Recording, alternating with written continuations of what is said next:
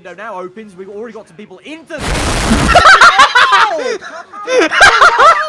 Hey, what's up guys, aarava here, and welcome back to a brand new video here today. Now, before we get into today's usual silly antics of looking at our subreddit, I've got a big announcement to let you guys know about. So today, I am doing a very special live stream over on my Twitch channel, twitch.tv/aaravatv. There'll be a link in the top line of the description. The stream starts around 7 PM UK time, and let me just say, it is a very special stream because I'm going to be streaming with, well, one, my flatmate Niran, other creators that you may know of, but also one Formula 1 driver, Lando Norris. Now, that's the only explanation I'm going to give you. I'm going to be streaming some games, F1 race stars to start off with, to be exact, with Lando Norris, and that's all I'll leave you with. Head over to the stream, twitch.tv/aaravatv, to find out what it is. It is all to do with this thing right here, quadrants, but that's where I'm going to leave it today. Let's head on and get into the rest of the video. 9.6 of you now, disappointed investors of Aarava Archer Racing.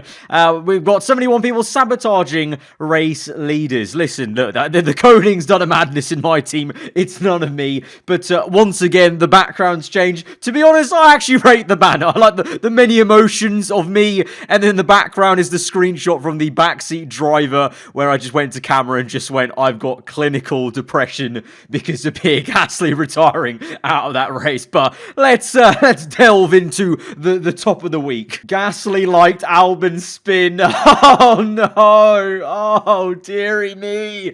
Oh, Instagram public likes, and no matter what you like, it's on display. People find it, and the video where Albon spins out right in front of Carlos Sainz is liked by none other than Pierre Gasly. Oh, I always find that so awkward. Obviously at this age of drivers being way more tech savvy, being engaged on social media, it means they can't hide away when they, have a little salty little like or something, a little, jokey like, or even a tweet or anything like that. They can't hide from it. So, yeah, I'm sure Gasly was doing the ornery smirk. The sort of just like the, not wanting to laugh, but laughing quite much inside. How F1 fans react. Russell crashing under the safety car. Oh dear, gorgeous. And then Grosjean crashing under the safety car. You fucking donkey. I mean, you're not wrong. I think a lot of people were quite embarrassed for Russell, to be fair. But there was less embarrassment for Grosjean, more just how have you done that, you utter idiot. But yeah, Russell, I don't know. Yeah, I mean, I guess we should be kind of, I mean, he is an idiot. I don't know how he did that. It was so crucial of a race. He could have got points. So he's an idiot for doing it. But of course, he's early on in his career. And obviously, the difference is there's a lot more fans, I think, for Russell than Grosjean when it happened. So it's all about, when the context is important for these kind of things. But yes, that is completely correct. Well then, teacher, who has the most wins in F1 history? Cat, Lewis Hamilton, cry emoji. Teacher, then why did you write Michael Schumacher? And it's the cat with the Ferrari hat on. The way the teacher's shown. Listen, what have you done? Look at your homework. What is that? Why have you written Michael Schumacher? Okay, it's Lewis Hamilton. Get over it. Death stare. I don't know. I have no answers. Interesting. F1 2020 seems very real. What? Oh my.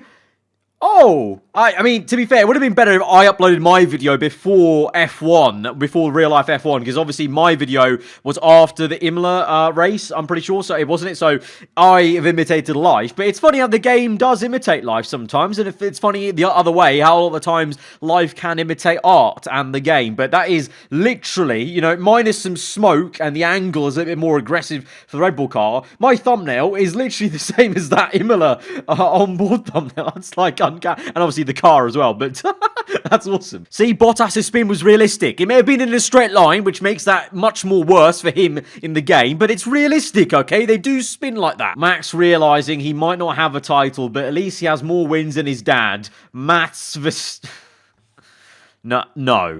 Horrendous pun. Moving on. Dear Mother of God, what is this?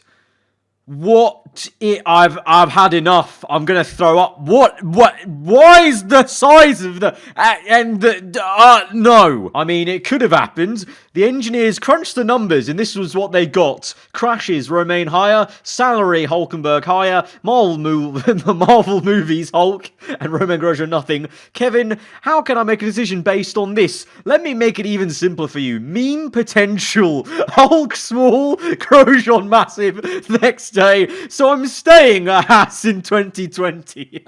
Meme potential. Look, the admins of these Twitter accounts, alright, they got to get the content, okay? The meme content's there. Sign the right guy. Sadness intensifies, realizing there's only 4 races left in this season, and that poor kid crying when Raikkonen went out. I still remember that was amazing TV work there, though, to find that kid in the grandstand. And oh well, you know what? Yeah, it's crept up on us. 4 races left, you know. It's whizzed by. Obviously, I know we did start in July, so I kind of almost forget. We had half a year of nothing this year in terms of F1, so it has gone by quite quickly. But you know, I think in a similar way, I think March may come sooner for us in terms of feeling like it, because this time, you know, this year we weren't expecting that delay, and then it was so long. Whereas this time, I think they're very much going to definitely get the season off the mark. Even with COVID flaring up everywhere, they're going to make sure the season does begin, I reckon, in March. So you know, we can look forward to that with a bit more concrete assurance. But yes, I think we are all that. You know, it's been a fun old ride. There's been some absolute bangers. There's been some snooze fests, don't get me wrong, as well this season. But it's been a very decent one for what it was and what it could have been in this very weird year we're in. Albon's career, it's just a gravestone. 2019 to 2020, and then the gravestone just reads: they raced him too hard. Well, apparently too hard into his grave, apparently. Just, yeah, I might have to blur that in case. Also, aarava. See, I got it. I forgot. There was one frame where I didn't, you know, I moved it up and down. It just cut in. We're fine, though. It didn't get demonetized. We're all good. And hopefully this one doesn't either, because I'm not going to bother blurring this one. Hopefully it doesn't. And now we're going to move on to, I've got a video. Very nicely moved on to a video. Aarava, my team, in Baku, apparently. Aarava making content we're going to start off with. Hamilton out. The Ferraris and Gasly out. Crushing Hamilton and Magnussen. Okay, this is a Baku, if you watch that episode. Us as the fans. Russell de Vries in. Schumacher, Latifi. Oh, and that's the pile-up. That's the pile-up of Baku. And then Max and Lando come through neck and neck for 1 and 2. That is a great edit. That is actually so accurate. That is so accurate. Hamilton out. Everyone piled up. You guys going mental. What was it? Where is it? The fans somewhere. There we go. Be like, oh, what's going on? And then Lando and Max with the 1-2 at Baku. Very nice. I like these edits. Very creative. Top marks there. Oh, dear. Every Hamilton DNF in Season 4 of my team, you know. This is going to be stupendous, I think. I'm catching Gasly, so it is working somewhat. The pit stop window now opens. We've already got some people into the... Oh, there's a bit of contact there. And there's more contact. And again, sorry, all headphone users.